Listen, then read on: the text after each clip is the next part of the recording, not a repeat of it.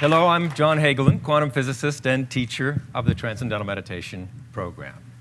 We're going to be talking about Transcendental Meditation, what it is not, why millions of Americans would do it, and millions more throughout the world. But to really understand meditation, to understand the mind, understand consciousness, we need to invest a minute in understanding a little bit about the nature of reality. Modern science over the past 50 years has revealed that our physical universe is structured in layers of creation, from superficial, macroscopic, to microscopic. From the surface sensory world of day-to-day experience, day-to-day objects, to the deeper world of the atom and quantum mechanics and quantum field theory. And this inward exploration began with the study of what's called classical mechanics, the study of the world of macroscopic objects, our day-to-day world, but quickly went to the discovery and exploration of the atom in the world of what's called quantum mechanics. And deeper than the atom is the atomic nucleus and subnuclear particles. This is the world of quantum field theory. And then finally, the recent discovery of unified field theories. Unified field theories, superstring theories, reveal the fundamental unity of life. They show, as this chart reveals, that at the basis of our diverse universe is a single universal field of intelligence, the fountainhead of all the laws of nature and the source of all order displayed throughout the universe. Now, from this scientific context, what is meditation? What is consciousness? We know today that the human mind, human consciousness, is structured in layers in parallel to the structure of the universe. Human mind is structured in parallel with the structure of physical reality, which means there's surface levels of mind, active, thinking, choppy, chaotic mind. But deep within, there are quieter and quieter levels of mind, more silent, more powerful levels of the thinking process. And from this perspective, meditation, properly understood and properly practiced, is a technique to take our outwardly directed attention through the senses powerfully within to experience and explore deeper levels of mind, quieter and quieter and quieter levels of the thinking process, as this chart shows.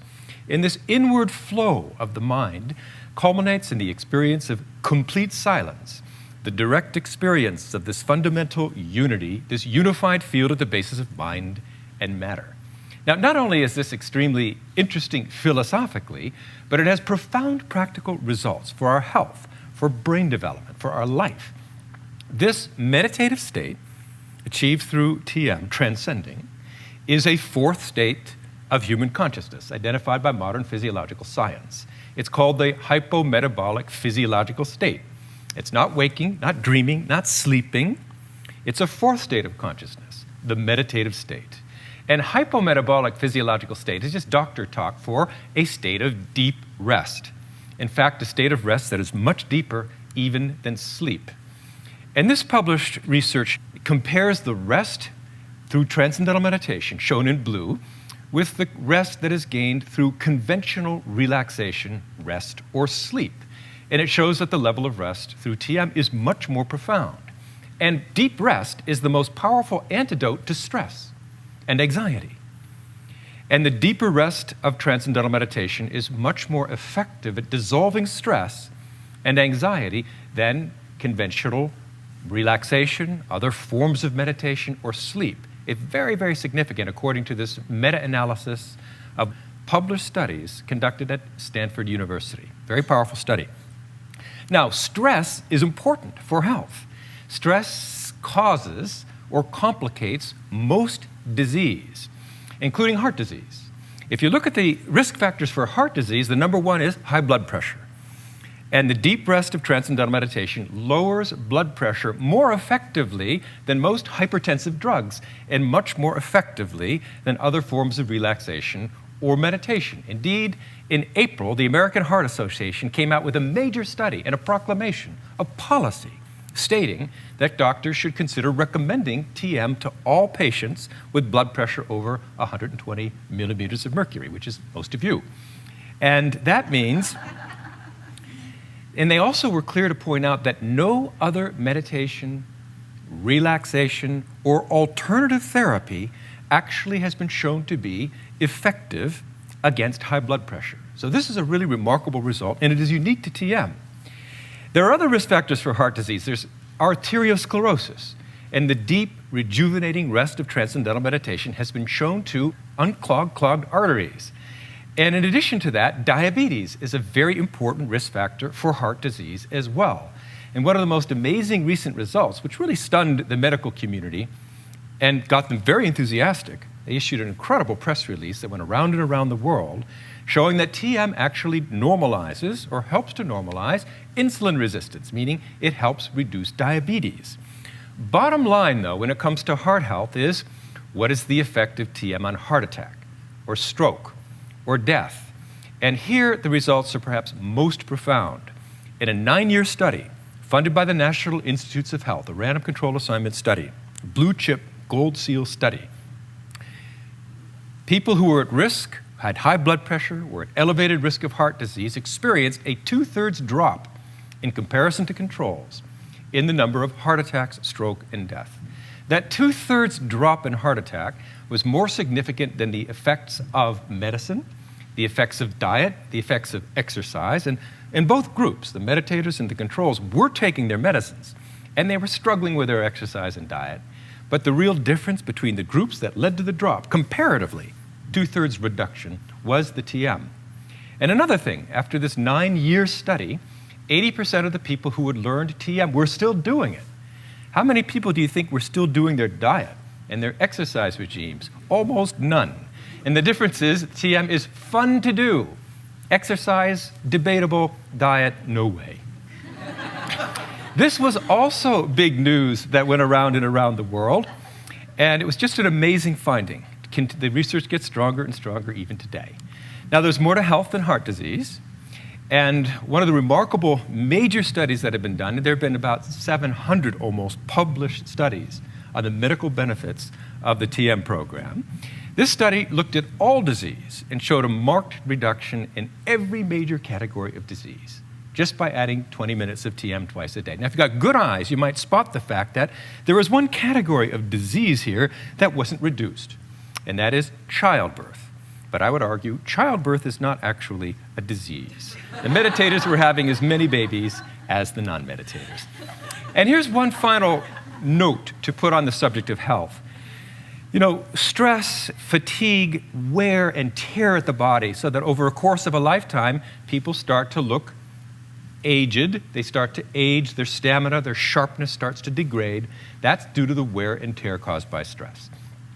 The profound rejuvenative rest of TM and the dissolving of stress through that technique results in a slowing of the aging process, which is very significant, such that people who've been meditating regularly twice a day for 5 years or more tend to have a bodily age, physiological age, 12 to 15 years younger than their chronological counterparts. That's a big deal to anybody my age or older. 12 more years of high-quality, healthy living. I'm an educator and a brain researcher, and I'm even more excited about the effects of TM, not just on the body, but on the brain and on brain development. Now, if we look at, again, what meditation is from the modern scientific perspective and what the classic definition of meditation is, meditation from the yoga tradition, which is where this comes thousands of years ago. There are different levels of mind, as we have seen, and from the surface active mind to deeper, quiet, settled states of mind to absolute silence within the mind.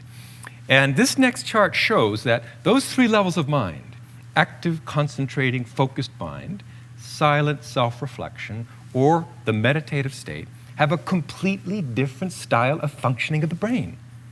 Completely different electroencephalogram. Firing of the neurons looks completely different.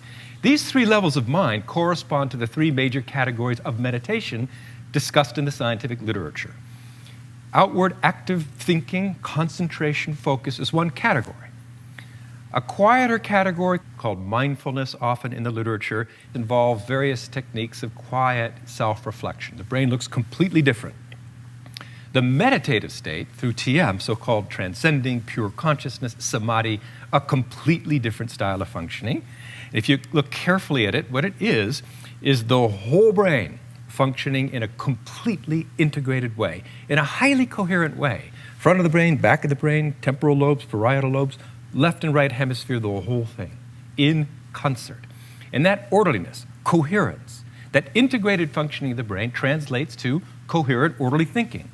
And coherent, clear, orderly thinking translates to coherent, clear, orderly speech, orderly, purposeful, effective, dynamic action. And that means successful action. And that means fulfilling action. And if you want to look at it more graphically, take a look at the brains here on the left. This is a subject sitting with eyes closed, rest. And the little dots represent the electrodes placed on the scalp, looking at the electrical activity of the brain. And every once in a while, there's a bar connecting those neighboring dots. Not very many on the left. When you see a bar connecting neighboring dots on the scalp, that means those two parts of the brain are talking to each other.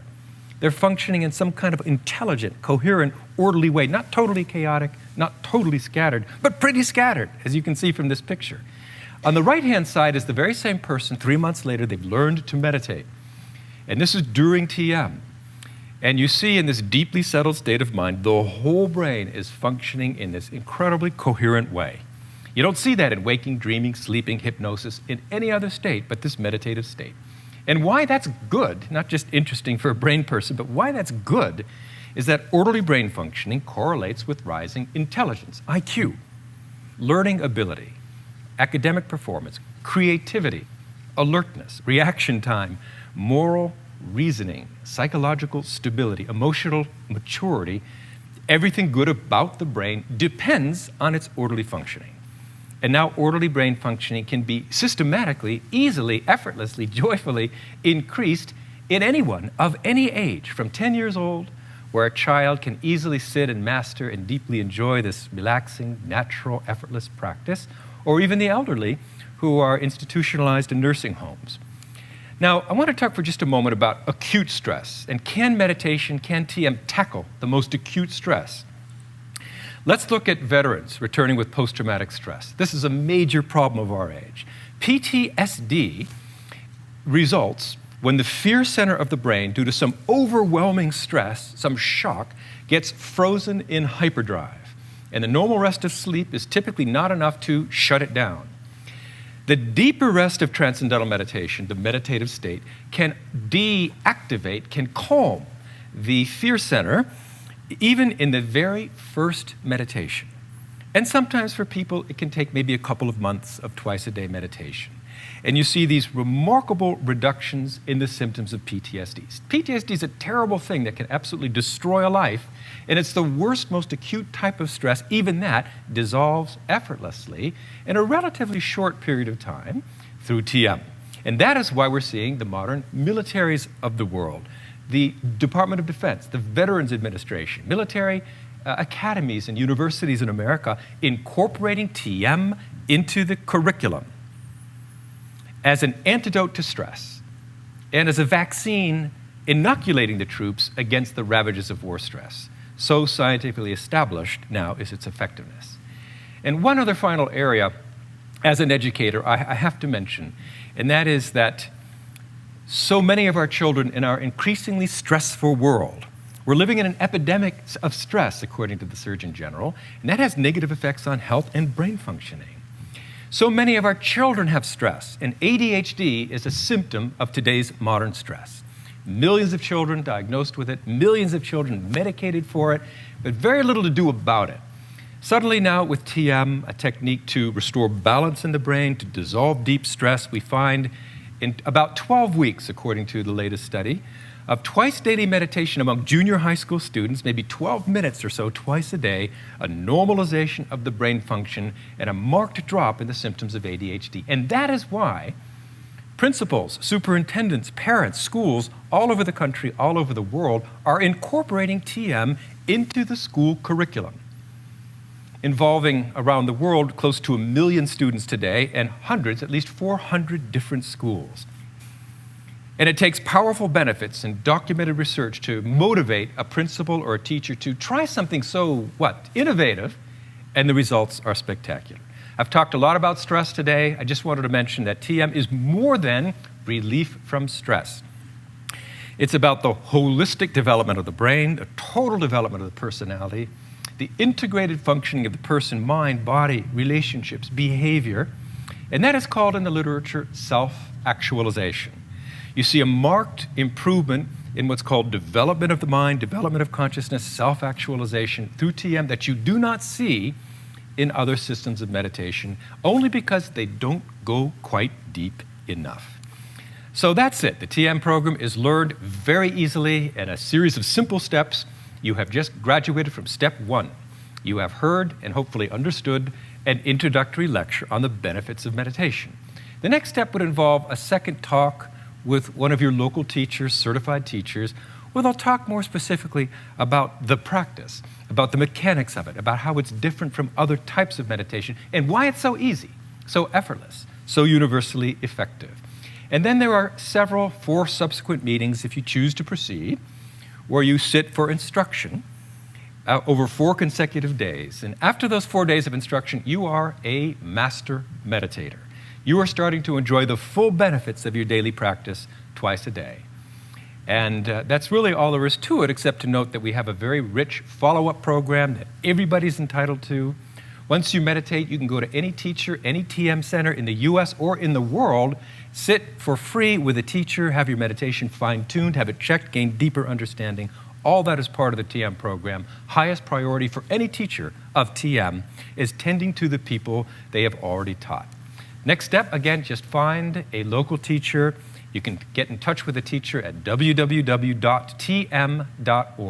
and I certainly hope you will. Thank you very much.